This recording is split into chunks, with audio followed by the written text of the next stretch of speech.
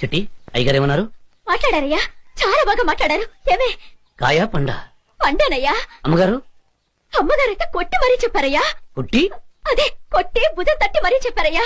అయితే అరవింద్కి వరాలకు పెళ్లి అయిపోతుందన్నమాట. అయిపోతుందయ్యా.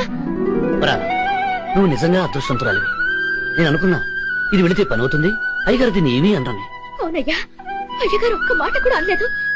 ఆయనంత మౌనంగా ఉండటం నేను ఎప్పుడూ చూడలేదయ్యా. అక్క నేను వస్తానే. ఎక్కడికి? భోంచేశాడవే. మావు కూడా భోంచేసి 3 రోజులైంది. అవును, ఇది కూడా. చిట్టి నాకెందుకు ఆకలిస్తుంది, వడ్డించవే.